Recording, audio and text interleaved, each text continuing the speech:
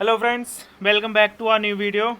और मैं आ चुका हूँ आपके लिए एक नया वीडियो लेकर, अपना जो पॉलिटी में चल रहा था फंडामेंटल राइट्स। ठीक है, वीडियो शुरू करने से पहले मैं बता देता हूँ, जिन्होंने भी इस चैनल को सब्सक्राइब नहीं किया वो इस चैनल को सब्सक्राइब कर लीजिए, सो दैट आपके अगर कोई भी एनडीए सीडीएस ईपीएफ की आप तैयारी कर रहे हैं तो उसमें आपको मदद मिलेगी। ठीक है, तो एक और चीज़ मैं आपको बता देता हूँ वीडियो शुरू करने से पहले कि हमारे एक गिव अवे आने वाला है कि जैसे ही आप सभी लोग मिलकर हमारे इस चैनल को सपोर्ट करते हैं और 500 सब्सक्राइबर्स होते हैं, वैसे ही आपको ये टेबल या स्टडी टेबल आपको एज अ रिवॉर्ड, आपको एज अ गिव अवे किसी भी एक सब्सक्राइबर को दी जाएगी। तो आप इस चैनल को सब्सक्राइब भी कर लीजिए और आप इस वीडियो के कमेंट बॉक्स में आप अपना नाम भी लिख सकते हैं। ठीक है, जिससे कि हमें आसानी होगी आपको चूज़ करने में, आपको कि हमारा कोई कौन सा एक रैंडम सब्सक्राइबर हो सकता है जिसको हम ये गिव अवे गिफ्ट करेंगे। ठीक है, तो चलिए आगे बढ़ते हैं। तो अपना लास्ट कवर अप हो गया था, देखो फंडामेंटल राइट्स को पार्ट 3 में आते थे, जो कि मैंने आपको बताया था। ये अपना जो पार्ट 3 आएगा उसमें अपने आर्टिकल्स, फंडामेंटल राइट्स में आर्टिकल कौन कौन से आएंगे पार्ट 3 में, आर्टिकल 12 टू आर्टिकल 35। ठीक है, तो अब तीन तरह के देखो राइट्स होते हैं, यहाँ मैं आपको डिफ्रेंशिएट कर रहा हूँ। तीन तरह के राइट होते हैं। फर्स्ट होता है फंडामेंटल राइट्स, दूसरा आता है कॉन्स्टिट्यूशनल राइट्स, तीसरा आता है स्टेटरी राइट्स। ठीक है, तो फंडामेंटल राइट्स का जैसा कि मैंने आपको बताया, फंडामेंटल राइट्स में अपना पार्ट 3 में आर्टिकल 12 टू 35। ठीक है, इसमें मैंने आपको बताया था कि अगर सरकार हमारे फंडामेंटल राइट्स छीनने की कोशिश करती है तो हम डायरेक्ट सुप्रीम कोर्ट और हाई कोर्ट जा सकते हैं, डायरेक्टली जा सकते हैं। इसमें हमें कोई भी प्रॉब्लम नहीं, हम डायरेक्टली जा सकते हैं, हमें कोई रोक नहीं सकता है। हमारे फंडामेंटल राइट्स को अगर कोई भी प्रॉब्लम आती है तो हम डायरेक्ट कोर्ट में जाके अपील कर सकते हैं और गवर्नमेंट के खिलाफ केस कर सकते हैं। ठीक है, तो ये था। फिर आता है next right to equality. Right to equality की बात की गई, इसमें आर्टिकल 14 टू 18 के। तो ये हमारे किस में आ जाते हैं, फंडामेंटल राइट्स में। ठीक है, क्योंकि ये भी 12 टू 35 के अंडर बीच में आते हैं, 14 टू 18। फिर देखो कॉन्स्टिट्यूशनल राइट्स क्या है। ये देखो कॉन्स्टिट्यूशनल राइट्स वो राइट्स हैं कि जो पार्ट 3, जैसे कि जो अपना जो पार्ट 3 है आर्टिकल 12 टू 35, उसमें गिवन नहीं है, बट ये कहीं ना कहीं इंडियन कॉन्स्टिट्यूशन की जो बुक है ना वहाँ पर मेंशन्ड है। ठीक है, सो यहाँ पर मैंने लिखा है not given in part 3 but somewhere in Indian constitution, यानी कि जो कॉन्स्टिट्यूशनल राइट्स होते हैं वो अपने पार्ट 3 में तो नहीं है, बट कहीं ना कहीं अपनी इंडियन कॉन्स्टिट्यूशन की जो बुक है उसमें मेंशन है, वहाँ पर कहीं ना कहीं रिटन में है। ठीक है, नेक्स्ट आता है कि आर्टिकल 300 ए, जैसे कि एग्जाम्पल में मैंने यहाँ पर लिखा आर्टिकल 300 ए, ये आता है राइट टू प्रॉपर्टी। फिर मैंने एग्जाम्पल लिखा है आर्टिकल 324, ये आता है राइट टू वोट। मतलब ये जो राइट्स है ना, ये अपने पार्ट 3 में तो नहीं है, फंडामेंटल राइट्स में नहीं आते हैं, ये कॉन्स्टिट्यूशनल राइट्स हैं, बट ये पार्ट 3 में नहीं है, ये कहीं ना कहीं अपनी कॉन्स्टिट्यूशन की बुक में मेंशन है, समवेयर कहीं पर तो है। ठीक है, तो जब अपने कॉन्स्टिट्यूशनल राइट्स के रिगार्डिंग कोई भी प्रॉब्लम आती है, कोई भी चीज़ होती है, गवर्नमेंट अगर इसके खिलाफ कुछ भी अपना रिएक्ट करती है, कोई भी अपनी बात रखती है, तो उसके लिए हमें ऐसा नहीं कि हम अब डायरेक्ट सुप्रीम कोर्ट जा सकते हैं, हमें मतलब उसकी परमिशन नहीं है, हमें उसके राइट नहीं है कि अगर इन राइट्स के लिए अगर हमें कोई गवर्नमेंट प्रॉब्लम क्रिएट करती है, कुछ इश्यूज क्रिएट करती है, तो हम सुप्रीम कोर्ट डायरेक्टली नहीं जा सकते। ठीक है, फिर नेक्स्ट आता है स्टेटरी राइट्स। ठीक है, इसमें होता है कि जो राइट्स जो यानी कि जो राइट्स हैं, जो पब्लिक के लिए चीज़ें बनाई गई हैं, वो कानून द्वारा बनाई गई हैं, यानी कि कानूनी तरह से। ठीक है, तो स्टेटरी राइट्स मतलब कानूनी तरह से, यानी कि जो राइट्स देश के कानून के द्वारा बनाए गए हों, ठीक है, उनको कहते हैं स्टेटरी राइट्स। ठीक है, एग्जाम्पल में आ जाता है जैसे कि राइट टू इन्फॉर्मेशन, आपने पढ़ा होगा आरटीआई एक्ट। ठीक है, तो राइट टू इन्फॉर्मेशन एक्ट 2005। दूसरा एग्जाम्पल है मनरेगा। इसमें क्या रहा है, इसमें जैसे गवर्नमेंट को जॉब्स देनी है 200 लोगों को करीब करीब, अगर अपने देश में कोई भी किसी के पास अगर जॉब्स नहीं है। ठीक है, तो ये जो होते हैं ये राइट्स होते हैं, ये गवर्नमेंट के कानून के द्वारा बनाए गए राइट्स होते हैं। ठीक है, इसमें भी हम supreme court high court directly नहीं जा सकते हैं, इसमें अगर आप जाना ही है आपको तो आप लोअर कोर्ट जा सकते हैं। ठीक है, तो ये तीन तरह के राइट्स मैंने आपको बताया, fundamental rights, constitutional rights, स्टेटरी rights. इनमें क्या डिफरेंस है ये मैंने आपको बताया। कॉन्स्टिट्यूशनल राइट्स अपने कॉन्स्टिट्यूशन में तो हैं, बट वो पार्ट 3 में मेंशन नहीं है। एग्जांपल में अपना right to property, right to vote. ठीक है, अगर इनके रिगार्डिंग कोई इश्यूज गवर्नमेंट क्रिएट करती है, कोई आपको प्रॉब्लम होती है, तो आप सुप्रीम कोर्ट नहीं जा सकते हो। स्टेटरी राइट्स वो राइट्स जो कि कानून के द्वारा बनाए गए राइट्स होते हैं। ठीक है, जैसे कि इसमें आ जाता है example right to information act MNREGA, इसमें भी आप supreme court high court directly नहीं जा सकते हो। इसमें अगर आपको कोई प्रॉब्लम आती है तो आप लोअर कोर्ट में जाके अपील कर सकते हो अपने रिगार्डिंग जो भी आपकी इंक्वायरी, जो भी आपकी प्रॉब्लम है। ठीक है, बट फंडामेंटल राइट्स को रिगार्ड लेकर अगर कोई प्रॉब्लम आती है, गवर्नमेंट कोई भी इश्यूज क्रिएट करती है या आपके राइट्स छीनने की कोशिश करती है, तो आप सुप्रीम कोर्ट और हाई कोर्ट डायरेक्टली जा सकते हो। ठीक है, ये आता है फंडामेंटल राइट्स की बात की गई पार्ट 3 में, आर्टिकल 12 to 35। ठीक है, इसमें एग्जाम्पल आता है जैसे कि राइट टू इक्वालिटी। नेक्स्ट चलते हैं। देखो अब कंपैरिजन यहाँ पर किया है, यहाँ पर फंडामेंटल राइट्स का कंपैरिजन मैंने आपको करके दिखाया है। जैसे कि 3 देश लिए जो कि बड़े बड़े देश हैं, ठीक है, इंडिया, यूएसए और यूनाइटेड किंगडम। अब पहली चीज़ आती है, यहाँ पर मैंने लिखा है रिटन, इंडिया में लिखा है, यूएसए में भी मैंने रिटन लिखा है, यूनाइटेड किंगडम में मैंने लिखा है अनरिटन। ठीक है, अब रिटन और अनरिटन का क्या डिफरेंस है? देखो रिटन का डिफरेंस क्या है, अपने जैसे आपको पता है अपना पूरा कॉन्स्टिट्यूशन 2 साल 11 महीने 18 दिन लगे। ठीक है, यानी कि अपने पूरे कॉन्स्टिट्यूशन को अच्छे से लिखा गया है, हर एक चीज़ की बात की गई, हर एक चीज़ के बारे में बताया गया है कि किस तरह से क्या क्या राइट्स हैं हमारे पब्लिक के, किस तरह से देश चलेगा, किस तरह से कानून व्यवस्था बनेगी, किस तरह से वोट किए जाएंगे, किस तरह से एमएलए एमपी मिनिस्टर्स चुने जाएंगे। यानी कि हर एक चीज़ को रिटन के थ्रू मेंशन किया गया, क्योंकि हमें पागल इंसान अपने देश के लोगों को ना हर चीज़ लिखित चाहिए प्रॉपर, है ना। तो उन्होंने अपने जो देश की कॉन्स्टिट्यूएंट असेंबली थी, उन्होंने अपने देश के कानून को ना बहुत अच्छे से, पूरी कॉन्स्टिट्यूशन को पूरे अच्छे से एक बुक में लिखा गया है। यानी कि अपने पूरा एक रिटन है, अगर आपको कोई भी चीज़ जाननी है अपने कानून के बारे में, तो आप एक बुक उठाइए कॉन्स्टिट्यूशन की और उसको पढ़िए, आपको उसमें हर एक चीज़ मिल जाएगी। ठीक है, तो इसको कहते हैं रिटन कॉन्स्टिट्यूशन। ठीक है, तो जिसमें फिर आता है यूएसए में भी देखो, यूएसए में भी हर एक पूरा कानून ना रिटन में है। तो फंडामेंटल राइट्स भी अपन ने कहाँ से लिए थे? यूएसए से लिए थे। वहाँ का जो कॉन्सेप्ट है अपन ने यूएसए से ही उठाया था। तो यानी कि यूएसए में भी जो है ना कॉन्स्टिट्यूशन वो रिटन है, बट यूनाइटेड किंगडम में अनरिटन है। वहाँ पर क्या है, देखो यूनाइटेड किंगडम में जो है ना कॉन्स्टिट्यूशन नहीं बना है। ठीक है, वहाँ पे कोई भी कॉन्स्टिट्यूशन नहीं है। वहाँ पर अगर कुछ है तो वो है सिर्फ और सिर्फ लॉज। यानी कि वहाँ पर ये कह सकते हैं, जैसे मान लो एग्जाम्पल में आता है, पहला आता है जैसे मान लो अगर अपने इंडिया और यूएसए की बात करते हैं। अब इंडिया यूएसए में क्या है, जैसे कि मान लो एक लॉ है right to speech, fundamental rights में एक अपना राइट है राइट टू स्पीच। ठीक है, अब राइट टू स्पीच में हमने इंडिया में बात की गई कि आपको बोलने की पूरी आज़ादी है। ठीक है, आप अपनी बात खुल के बोलो, आपको जो मन आ रहा है वो बोलो, आपको गालियाँ देनी है, आपको राम नाम जपना है, आपको जो भी काम करना है आप खुल के बोलो, आप किसी से भी कोई भी बात कर सकते हो, अपने टैलेंट को, अपनी कोई स्पीच को पब्लिक के सामने रख सकते हो, यानी कि आप कुछ भी बोल सकते हो, आपको राइट टू स्पीच है। और ये कानून ना रिटन भी है, राइट टू स्पीच आपसे कोई भी नहीं छीन सकता। ठीक है, लेकिन कुछ कंडीशंस भी होती हैं। ठीक है, अपने इंडिया में जैसे राइट टू स्पीच तो है, बट ये नहीं है कि आप कुछ भी बोलो, मतलब विद रेस्ट्रिक्शंस, मतलब राइट टू स्पीच तो है बट कुछ रेस्ट्रिक्शंस के साथ है, और जो कि वो रेस्ट्रिक्शंस भी मेंशन्ड हैं अपने कॉन्स्टिट्यूशन की बुक में। माना कि जैसे कि मुझे मान लो पब्लिक में कहीं जाके अपने इलेक्शन की स्पीच देनी है। ठीक है, मुझे राइट टू स्पीच है, उस इलेक्शन की स्पीच में मुझे पूरी आज़ादी है मुझे वो स्पीच देने का।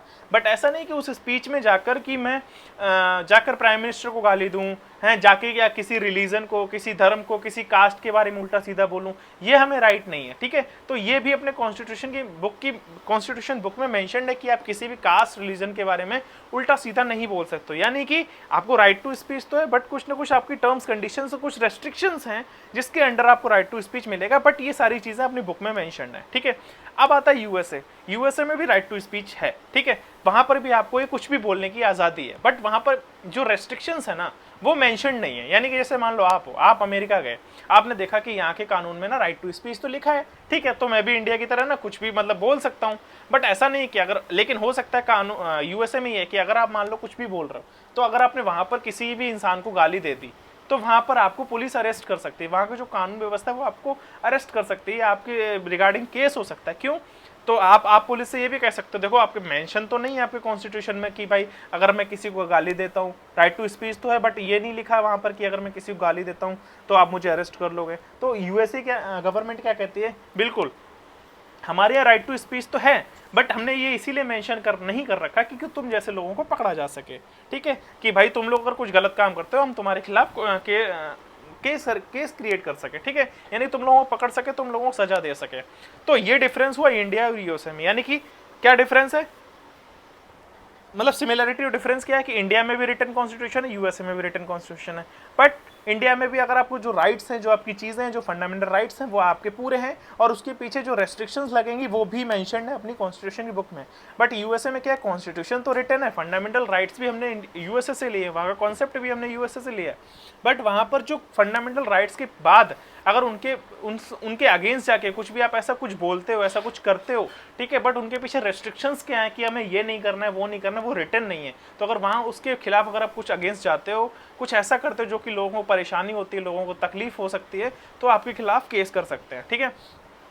बट यूनाइटेड किंगडम में क्या है, यूनाइटेड किंगडम में ये कहा गया कि कॉन्स्टिट्यूशन तो नहीं है, वहाँ पे लॉज बना दिए गए, वहाँ पे कॉन्स्टिट्यूशन नहीं, वहाँ पे लॉज क्या है कि अगर मान लो आपने किसी को गाली दी तो आप गिरफ्तार हो सकते हो, आपने किसी का मर्डर कर दिया तो आप गिरफ्तार हो सकते हो, आपने किसी को उल्टा सीधा बोल दिया, किसी को मार दिया, किसी सरकार को उल्टा बोल दिया, या फिर क्या बोलते हैं, आपने कुछ ऐसे ड्रग्स का धंधा कर दिया, आपने बिजनेस तो किया बट आपने ड्रग्स, चरस, गांजा इन सब की स्मगलिंग वगैरह करी, तो आप अरेस्ट हो सकते हो, आपके खिलाफ केस हो सकता है। मतलब वहाँ पर जो भी कानून है ना, वहाँ पर उन्होंने सिर्फ कानून बना दिया कि आप ये नहीं कर सकते हो, ठीक है। तो अगर आप ये करते हो तो आपको सजा मिलेगी, आप ये करते हो तो आपको सजा मिलेगी। तो मतलब वहाँ पर कॉन्स्टिट्यूशन नहीं बनाया, वहाँ पर सिर्फ कानून बना दिया गया कि अगर आप कुछ भी ऐसा काम करोगे तो आपको सजा मिलेगी, ठीक है। पहला वर्ड आप समझ गए होगे। रिटन और अनरिटन में क्या डिफरेंस है, ठीक है। वहाँ पे कानून, कोई भी कानून, मतलब जो कॉन्स्टिट्यूशन है वो लिखा हुआ नहीं, वहाँ पर हर एक सजा के लिए, ना करने के लिए एक लॉ बनाया गया है, ठीक है। अब आता है दूसरा पॉइंट। दूसरा पॉइंट आता है कि पॉजिटिव सेंस, ठीक है। पॉजिटिव सेंस, और मैंने लिखा है दूसरे में भी पॉजिटिव सेंस, तीसरे में लिखा नेगेटिव सेंस। ये सेंस अपने कोई पढ़ने के लिए, याद करने के लिए, या आपकी नॉलेज के लिए मैंने यहाँ पर लिखा है। देखो पॉजिटिव सेंस क्या होता है। पॉजिटिव, देखो इंडिया के लिए अगर बात करते हैं अपन, जैसे यहाँ पर मैंने लिखा राइट टू इक्वालिटी, ठीक है। इसमें आपको क्या वो आता है, जैसे राइट टू इक्वालिटी है, राइट टू फ्रीडम है, इसमें आपको ये है कि आप आज़ादी है आपको कुछ भी करने की, आपको इक्वालिटी है हर एक चीज़ की, आपको राइट टू स्पीच है, आप सब कुछ कर सकते हो, बट आपको रेस्ट्रिक्शंस भी पता है, ठीक है। आपको प्रॉपर रिटर्न में दिया गया है कि आप ऐसा ऐसा कर सकते हो, आप कोई भी बिजनेस कर सकते हो, राइट टू स्पीच कुछ भी बोल सकते हो, ठीक है। आप कहीं भी घूमने की आज़ादी है, राइट टू प्रॉपर्टी, हर एक चीज़ की आपको आज़ादी है, बट ये रेस्ट्रिक्शंस हैं जो कि आप मत करना, वरना आपको सज़ा हो सकती है। तो कहीं ना कहीं ये है कि आपको पहले से हर एक चीज़ गाइड करी गई, पहले से हर एक चीज़ बताई गई है, तो आपको एक पॉजिटिविटी अंदर से आती है कि हाँ भाई मुझे बिजनेस करना है बट ये गलत काम नहीं करना है, ठीक है। या मुझे बोलना है बट मुझे किसी को भी गलत नहीं बोलना है जिससे किसी को तकलीफ हो। तो यहाँ पर एक पॉजिटिव सेंस निकलता है, ठीक है। सेम उसी तरह से अमेरिका में भी, वहाँ पर भी है कि right to speech, right to equality, right to freedom, वहाँ पे भी पॉजिटिव सेंस आता है। बट आप यूनाइटेड किंगडम में देखो, यूनाइटेड किंगडम में क्या है, वहाँ पे कोई कॉन्स्टिट्यूशन तो नहीं है, बट वहाँ पर अगर आपको कुछ भी हो जाए ना, तो आपको हर एक चीज़ के लिए सज़ा के लिए कानून बनाया गया है। यानी कि आप सुनने में कैसा लगता है, देखो आपकी वाइफ्स कैसी कहती हैं कि आपने अगर किसी को उल्टा सीधा बोला तो आपको सज़ा मिलेगी, आप वहाँ घूमने चले गए तो आपको सज़ा मिलेगी, आप ये लिमिट क्रॉस नहीं कर सकते तो आपको सज़ा मिलेगी, ठीक है। आपने मान लो ये कपड़े वाले, इस तरह के कपड़े पहने तो आपको सज़ा मिलेगी, आपने पब्लिक में यहाँ थूक दिया तो आपको सज़ा मिलेगी। मतलब एक टोटली नेगेटिव सेंस क्रिएट होता है। तो इसलिए मैंने यहाँ पर ये नेगेटिव सेंस और पॉजिटिव सेंस की बात की गई है, ठीक है। तो आई होप ये आप कॉन्सेप्ट समझ गए होंगे, ठीक है। अब नेक्स्ट चलते हैं। नेक्स्ट आता है कि देखो फंडामेंटल राइट्स दो तरह के होता है। फंडामेंटल राइट्स दो तरह के किस तरह से होते हैं, एक होता है एब्सोल्यूट, एक होता है रिलेटिव, ठीक है। एब्सोल्यूट का मतलब क्या है, एब्सोल्यूट का मतलब है कि ये काम होकर रहेगा, मतलब कि होना ही होना है एनी कंडीशन। जैसे कि अमेरिका में है, जैसे कि राइट टू में, जैसे कि यहाँ पर मैंने आपको बताया था अभी लास्ट उसमें स्लाइड में कि राइट टू स्पीच, ठीक है। अमेरिका में राइट टू स्पीच तो है, ठीक है, बट वहाँ पर रेस्ट्रिक्शंस जो है ना मेंशन नहीं है। यानी कि कह सकते हैं कि आप मान लो ऑफिस हो, ठीक है, ऑफिस गए, आपका ऑफिस है, मान लो आप बीमार पड़ गए, ठीक है, तो वहाँ पर एब्सोल्यूट ये काम होकर रहे। मतलब अगर आप नहीं आते हो, अगर आप कोई काम आपके ऊपर पेंडिंग में है, अगर आप बीमार पड़ गए हो, तो आपको ये कहा जाएगा, ठीक है, कि आपको आना ही आना है। आप चाहे दवाई लेकर आओ, ठीक है, या आप चाहे डॉक्टर से दिखा कर आओ, बट आपको ऑफिस आना ही पड़ेगा। मतलब एनी कंडीशन आपको वो चीज़ करनी ही है, ठीक है। रिलेटिव का मतलब क्या, रिलेटिव का मतलब जैसे कि अपने इंडिया में कई बार आपने भी ये चीज़ करी होगी कई बार स्कूल या कॉलेज में भी, कि आप कई बार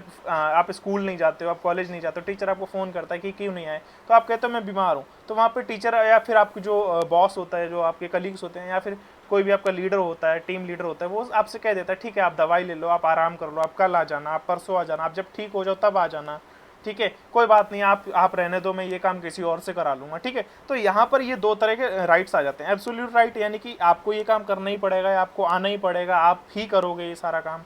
एक होता है कि आप ठीक है आप आराम से कर लेना, मैं आप ये काम किसी और से करा लेता हूँ। यानी कि कंडीशंस तो हैं बट विद रीजनेबल रेस्ट्रिक्शंस, यानी कि रीजनेबल रेस्ट्रिक्शंस हैं। यानी कि आप अपना रीजनेबल अगर कोई भी बात रखते हो तो आपकी सुनी जाएगी, समझी जाएगी। जैसे कि अपने इंडिया में right to speech, but not everything. मतलब आपको राइट टू स्पीच है, ऐसा नहीं कि आपको मतलब कुछ भी बोलने की आज़ादी है, आपको बोलने की आज़ादी है, सब कुछ बोलने की आज़ादी है, बट कुछ रेस्ट्रिक्शंस के साथ, जो कि अपने कॉन्स्टिट्यूशन की बुक में मेंशन भी है। ठीक है, तो यहाँ पर मैंने डिफरेंस क्या बताया, दो तरह का, एब्सोल्यूट और रिलेटिव। एब्सोल्यूट मतलब ये काम, मतलब वो चीज़ होनी ही होनी है, और रिलेटिव में क्या आएगा कि वो चीज़ होगी बट कुछ रेस्ट्रिक्शंस के साथ। मतलब ऐसा नहीं कि भाई मस्ट है, मैंडेटरी है, आप मर जाओ कट जाओ बट आपको वो चीज़ करनी है, ऐसा नहीं है। ठीक है, तो यहाँ पर ये एक तरह से एक बार एनडीए में इस तरह से क्वेश्चन भी पूछा गया था कि in the Indian constitution all fundamental rights, all fundamental rights, sorry यहाँ पर दो बार लिख गया। ठीक है, तो all fundamental rights are okay, in the Indian constitution all fundamental rights are absolute. ठीक है, तो यहाँ पर क्वेश्चन पूछा गया था, तो इंडियन कॉन्स्टिट्यूशन में सारे फंडामेंटल राइट्स जो है ना वो एब्सोल्यूट नहीं है। ठीक है, तो यहाँ पर अपना आंसर आएगा फॉल्स। तो यहाँ पर मैंने तीन आपको वापस एक बार एक्सप्लेन किया, इंडिया, यूएसए, यूनाइटेड किंगडम में, इंडिया में सारे फंडामेंटल राइट्स एब्सोल्यूट नहीं है। ठीक है, रिलेटिव है। यूएसए में सारे फंडामेंटल राइट्स एब्सोल्यूट हैं, ये रिटन है, ये पढ़ा गया है। ठीक है, यूनाइटेड किंगडम में नहीं कह सकते, बट मोस्टली मैक्सिमम वहाँ पर सारे कानून एब्सोल्यूट हैं। ठीक है, बट ये चीज़ कहीं पर पढ़ी नहीं है, कहीं पर रिटन नहीं है, इसलिए अपन, क्योंकि हम वहाँ पर ये भी कह सकते हैं क्योंकि वहाँ पे कॉन्स्टिट्यूशन नहीं है, वहाँ पर जो भी है लॉज हैं, वहाँ पर सिर्फ कानून बनाए गए हैं हर एक चीज़ को लेके, इसलिए वहाँ पर कह नहीं सकते हैं, बट मैक्सिमम वहाँ पर एब्सोल्यूट है। ठीक है, तो ये डिफरेंस भी आप समझ गए होंगे कि एब्सोल्यूट और रिलेटिव में क्या डिफरेंस है। ठीक है, एब्सोल्यूट में इन एनी कंडीशन वो चीज़ होगी, आपको करनी पड़ेगी, आप कैसे भी करो, और रेस्ट्रिक्शंस जो होगी वो की मेंशन नहीं है। बट इन रिलेटिव में क्या है कि अगर आपको राइट्स हैं, आपको चीज़ें हैं, बट उसके पीछे कुछ रीजनेबल रेस्ट्रिक्शंस रहेंगी। ठीक है, बट वो चीज़ भी अपने कॉन्स्टिट्यूशन में, वो राइट्स में अपने मेंशन्ड है। ठीक है, अब नेक्स्ट आता है। अब देखो ये कहानी तो अपनी कंप्लीट हो गई। ठीक है, अब ये नेक्स्ट कहानी मैं शुरू कर रहा हूँ। अब नेक्स्ट कहानी क्या है, फंडामेंटल राइट्स को लेकर मैंने नेक्स्ट कहानी आपको सुनाता हूँ। इस कहानी में क्या है कि देखो, एक फर्स्ट अमेंडमेंट हुआ था अपना जो इंडिया, जैसे अमेंडमेंट क्या होता है, अमेंडमेंट होता है कि किसी भी चीज़ में बदलाव, यानी कॉन्स्टिट्यूशन जो अपनी बुक है जो लिखी गई थी 1950 को, 26 जनवरी 1950 को जो कॉन्स्टिट्यूशन लागू हुआ था, जो कि एक कॉन्स्टिट्यूएंट असेंबली ने लिखा था उस वक्त, उस कॉन्स्टिट्यूशन में कोई भी बदलाव करना, ठीक है, कि ये लिखा गया था बट ये आज के समय के अकॉर्डिंग ये चीज़ सही नहीं है, तो हम इसमें बदलाव कर देते हैं। ठीक है, दुनिया पब्लिक के अकॉर्डिंग कर देते हैं, या किस तरह से चीज़ें चलानी है उसके अकॉर्डिंग चेंजेस कर देते हैं, उसको हम अमेंडमेंट कहते हैं। ठीक है, तो उस पूरे कॉन्स्टिट्यूशन की बुक में जो फर्स्ट अमेंडमेंट हुआ था ना, और वो अमेंडमेंट किसने किया था, गवर्नमेंट ने किया था, गवर्नमेंट ने किया था, और वो हुआ था फर्स्ट अमेंडमेंट कब हुआ था, 1951 में। ठीक है, और ये हुआ था 9th शेड्यूल। इसमें क्या, इस अमेंडमेंट में क्या किया गया था, 9th शेड्यूल ऐड किया गया था। अब आप ये पूछो शेड्यूल क्या है, जो कि मैं पढ़ा चुका हूँ, बट मैं एक बार वापस से बता देता हूँ। शेड्यूल वो होता है कोई भी एक्स्ट्रा इन्फॉर्मेशन, मतलब कि जैसे कि एक मान लो आपने रजिस्टर बनाया मैथ्स का, ठीक है, आपने बनाया पॉलिटी का, आपने बनाया इकोनॉमिक्स का। ठीक है, पॉलिटी इकोनॉमिक्स का मान लो आप प्रॉपर एक अच्छे से पूरा रजिस्टर बना रहे हो अपने नोट्स का। ठीक है, आपने पूरा अच्छे से बना लिया और वो भर गया, लास्ट के 2-3 पेज तो चलो खाली हैं। ठीक है, तो आपको मान लो कोई एक्स्ट्रा इन्फॉर्मेशन पता चली पॉलिटी के बारे में, इकोनॉमिक्स के बारे में, कुछ ऐसे थॉट्स, कुछ ऐसे कोट्स पता चले, ऐसी इन्फॉर्मेशन पता चली, आपको लगा कि यार ये चीज़ भी मुझे लिख लेनी चाहिए इस रजिस्टर में, बट बीच में कहीं पर भी जगह नहीं है, तो आपने क्या किया, पीछे जाके लास्ट के जो 2-3 पेज खाली है ना, वहाँ पर जाके आपने नोट डाल के उस इन्फॉर्मेशन को लिख दिया। ठीक है, तो सेम उसी तरह से यहाँ पर गवर्नमेंट ने एक अमेंडमेंट किया, फर्स्ट अमेंडमेंट 1951 में, और उसमें 9th शेड्यूल ऐड किया गया। टोटल शेड्यूल कितने हैं, 12।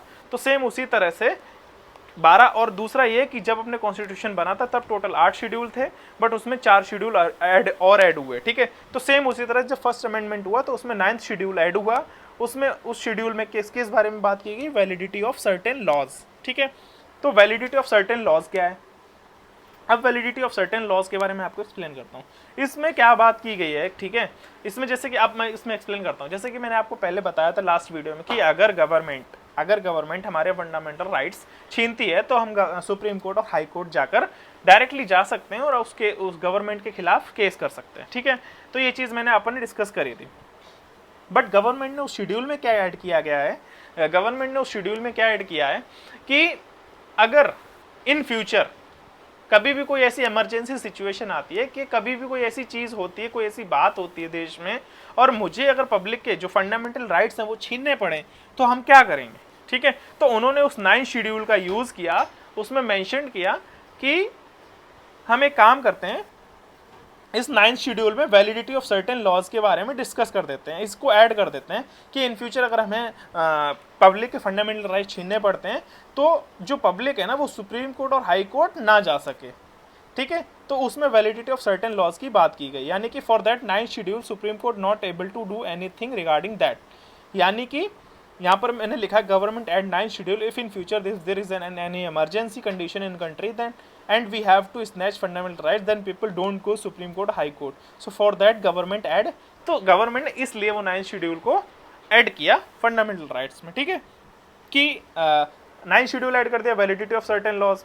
उसमें क्या है कि पब्लिक अगर फंडामेंटल राइट्स हम छीनते हैं तो जो पब्लिक होती है वो सुप्रीम कोर्ट हाई कोर्ट नहीं जा सके, इसलिए वो 9th शेड्यूल में वैलिडिटी ऑफ सर्टेन लॉज की बात की गई है।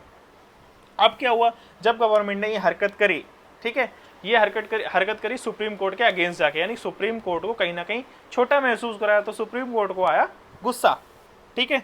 तो जब सुप्रीम कोर्ट को गुस्सा आया तो उन्होंने क्या किया, उस टाइम एक केस हुआ Golaknath versus state of Punjab, ये हुआ था 1967 में।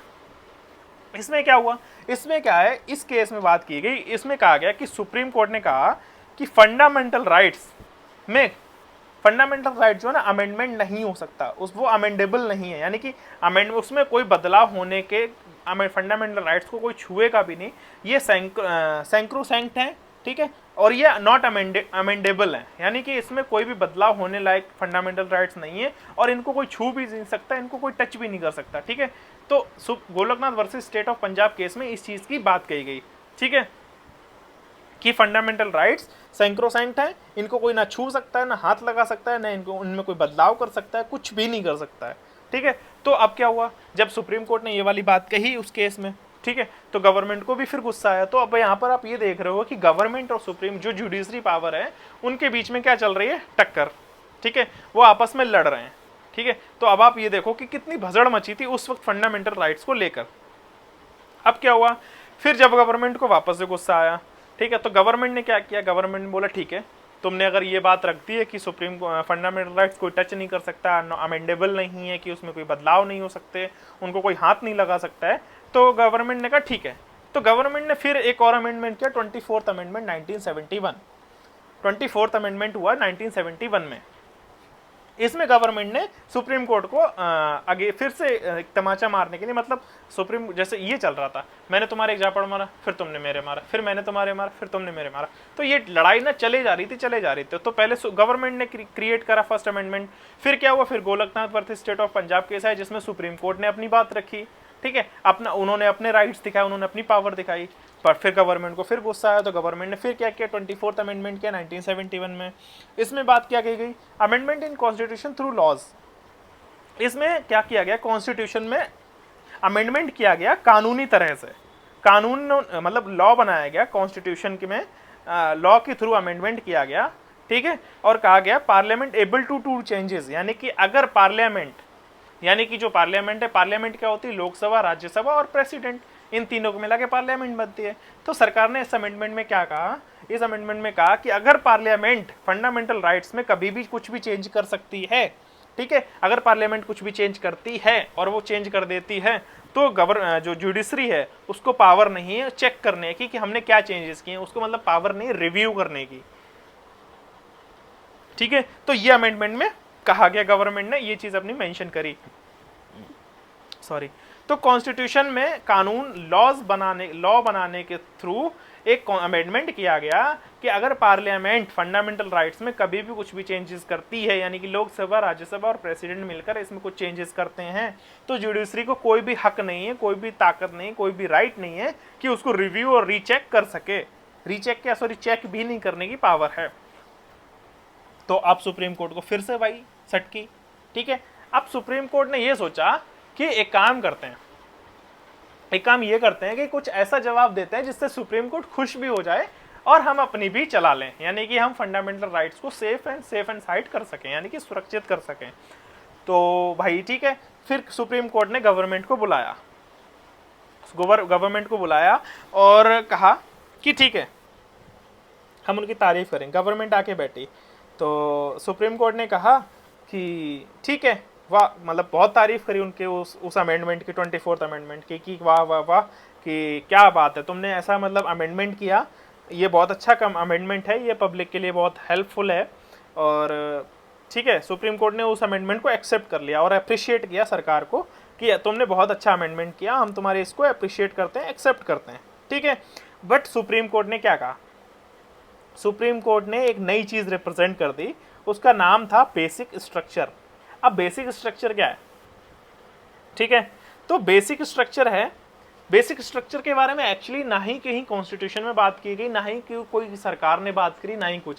ये एक सुप्रीम कोर्ट के बनाया गया एक बॉक्स समझ लो, या बॉक्स समझ लो, एक थैला समझ लो, एक कुछ भी समझ लो, एक छोटा सा बॉक्स या कोई भी थैला, कि सुप्रीम कोर्ट ने एक बेसिक स्ट्रक्चर नाम का एक बॉक्स रिप्रेजेंट किया, एक थैला रिप्रेजेंट किया और कहा कि इस थैले में, इस बॉक्स में मैं जो भी रखूंगा, जो भी डालूंगा, ठीक है, उसको सरकार टच नहीं करेगी। उसमें कोई भी चेंजेस होंगे, अगर उसमें कुछ भी होता है, उसमें छेड़खानी होती है, उसमें कोई भी हरकत करता है, तो उसको हम देखेंगे कि क्या हो रहा है, उसके अकॉर्डिंग वो चीज़ें चलेंगी। तो गवर्नमेंट ने कहा भाई ठीक है, ठीक है, मतलब सरकार ने पूछा तो भाई बेसिक स्ट्रक्चर क्या, तो जब सुप्रीम कोर्ट ने कहा कि ये एक थैला है, ये एक बॉक्स है, इसमें अगर मैं कुछ भी रखता हूँ, कुछ भी डालता हूँ, तो आपका कोई भी हक नहीं है आप इसको टच कर सको, तो गवर्नमेंट ने उसको एक्सेप्ट कर लिया। अब उसमें क्या क्या रख दिया उन्होंने, सुप्रीम कोर्ट ने कहा भाई हम इस थैले में डाल रहे हैं सेक्युलर राइट्स, ठीक है, दूसरा हम इसमें डालते हैं फंडामेंटल राइट्स। तो सुप्रीम कोर्ट ने उस स्ट्रक्चर, बेसिक स्ट्रक्चर बॉक्स में, उस एक थैले में उन्होंने फंडामेंटल राइट्स, सेक्युलर राइट्स को उसमें चीज़ें ये रख दी, यानी कि उसमें ये डाल दिया कि अब उसमें सरकार कोई भी छेड़खानी नहीं कर सकती विदाउट सुप्रीम कोर्ट की परमिशन के। अब यहाँ पर ट्विस्ट क्या आया कि सरकार ने उनका 24th अमेंडमेंट तो अमेंडमेंट जो है ना वो एक्सेप्ट किया, यानी कि पार्लियामेंट कोई भी कानून की थ्रू अगर अमेंडमेंट करती है उस फंडामेंटल राइट में, तो सरकार सुप्रीम कोर्ट को एक्सेप्ट करना पड़ेगा। लेकिन वो फंडामेंटल राइट्स उस थैले में डाल दिए, तो अगर वो अमेंडमेंट होगा भी ना, तो सुप्रीम कोर्ट सबसे पहले देखेगी, रिव्यू करेगी, रीचेक करेगी, अगर वो पब्लिक के लिए सही है तो दैट इज ओके, ठीक है, हम एक्सेप्ट करते हैं। बट अगर वो कोई भी अमेंडमेंट ऐसा लेके आती है सरकार उस फंडामेंटल राइट्स में, और अगर वो पब्लिक के लिए ठीक नहीं है, तो सरकार उसको नल एंड वॉइड कर देगी, रिजेक्ट कर देगी कि नहीं, ये पब्लिक के लिए ये राइट, ये अमेंडमेंट इन फंडामेंटल राइट्स में ठीक नहीं है, तो हम इसको एक्सेप्ट नहीं कर रहे हैं। तो इस तरह से फंडामेंटल राइट्स को सुप्रीम कोर्ट ने सुरक्षित किया अपने अंडर में। तो गवर्नमेंट, देखो आप ये देखो, गवर्नमेंट कहीं ना कहीं पूरी ताकत लगाती है फंडामेंटल राइट्स को पब्लिक से छीनने की, बट अपने कॉन्स्टिट्यूशन में सुप्रीम कोर्ट को हक दिया गया कि फंडामेंटल की रक्षा सुप्रीम कोर्ट करेगी। तो ये फंडामेंटल राइट्स की बात की गई। सो दैट्स इट गाइज, अपने इस वीडियो में यही था, ठीक है। तो अपन एक बार रिवीजन कर लेते हैं। रिवीजन में ये था कि ओके, कि गवर्नमेंट और सरकार, जुडिशरी में क्या लड़ाई चली, कि सबसे पहले आया फर्स्ट अमेंडमेंट हुआ जिसमें 9th शेड्यूल ऐड किया गया। 9th शेड्यूल में बात की गई कि हम एक ऐसा शेड्यूल लेकर आए हैं जिसमें कि हम इमरजेंसी इन एनी कंडीशन, अगर कुछ भी ऐसा होता है तो हम फंडामेंटल राइट्स पब्लिक से छीन सकते हैं और public supreme court, high court नहीं जा सकती। गवर्नमेंट ने ऐसा अमेंडमेंट किया 1951 में। सेम उसी टाइम जब फिर Golaknath versus state of Punjab case आया 1967 में, इसमें सुप्रीम कोर्ट ने कहा कि फंडामेंटल राइट्स ना कोई छू सकता है, ना कोई टच कर सकता है, ना उसमें कोई बदलाव कर सकता है। उसके बाद फिर उसके अगेंस्ट 24th अमेंडमेंट हुआ जो कि गवर्नमेंट लेकर आई। उसमें उन्होंने कहा कि अगर पार्लियामेंट फंडामेंटल राइट्स में कोई चेंजेस करती है तो उसमें जुडिशरी का कोई भी पार्ट नहीं होगा, कोई भी पावर नहीं है उसको रिव्यू करने की, चेक करने की। फिर उसके बाद अगेन केशवानंद केस आया, उसमें सुप्रीम कोर्ट ने 24th अमेंडमेंट को एक्सेप्ट तो किया, बट एक बेसिक स्ट्रक्चर नाम का एक थैला, एक बॉक्स रिप्रेजेंट किया जिसमें कहा गया कि अगर मैं इसमें कुछ रखते हैं, अगर हमारी सुप्रीम कोर्ट इसमें कुछ रख रही है तो आप उसको टच नहीं करोगे। और सुप्रीम कोर्ट ने क्या रखा, फंडामेंटल राइट्स और सेक्युलर राइट्स, यानी गवर्नमेंट चुप हो गई। उसके बाद अगर कोई भी अमेंडमेंट होता है, अगर वो पब्लिक के लिए अच्छा है तो सरकार, सुप्रीम कोर्ट उसको एक्सेप्ट करती है, और अगर वो पब्लिक के लिए, इस जनता के लिए, इस आम आदमी के लिए अगर वो अमेंडमेंट उस फंडामेंटल राइट्स में अच्छा नहीं है, उनके लिए भलाई के लिए नहीं है, तो उसको नल एंड वॉइड कर देती है। तो ये एक मुद्दा, ये डिस्कशन हुआ था, सुप्रीम कोर्ट और गवर्नमेंट के बीच लड़ाई हुई थी फंडामेंटल राइट्स को लेके, ठीक है। ये हुई फंडामेंटल राइट की बात। अब नेक्स्ट आगे का जो भी आएगा, जो फंडामेंटल राइट्स में और क्या क्या, ये देखो, ये मैं बहुत बेसिक से लेके चल रहा हूँ ताकि मैं आपको चीज़ें समझा सकूँ, ठीक है। आगे ये आपको बहुत हेल्प करेंगे, ये आपकी नॉलेज के लिए, एसएसबी वगैरह के लिए, ठीक है। तो इसलिए ये थोड़ा सा ये धीरे धीरे चलेंगे, तो अपन 2-3 वीडियोस बन सकते हैं, ठीक है। तो नेक्स्ट वीडियो मैं आपको लेकर आऊँगा जल्दी। फिलहाल मैंने आपने आज बात करी इसमें एब्सोल्यूट और इसमें बात की गई रिलेटिव, फिर मैंने रिटन और अनरिटन कॉन्स्टिट्यूशन की बात की, फिर अपना डिफरेंस पता किया फंडामेंटल राइट्स, कॉन्स्टिट्यूशनल राइट और स्टैट्यूटरी राइट्स। ठीक है, इनमें क्या डिफरेंस है, ये सारी चीज़ें मैंने आपको बताई। अब मिलते हैं नेक्स्ट वीडियो में। और हाँ गाइस, इसके बारे में अगर ये गिव अवे में कोई भी पार्टिसिपेट करना चाहता है तो आप प्लीज़ हमारे चैनल को सपोर्ट करिए, सब्सक्राइब करिए, सो दैट हम आपको टाइम टू टाइम आपके लिए बहुत अच्छे अच्छे रिवॉर्ड्स लेकर आ सकूँ। ठीक है, मिलते हैं नेक्स्ट वीडियो में। Thank you and have a good day, bye bye.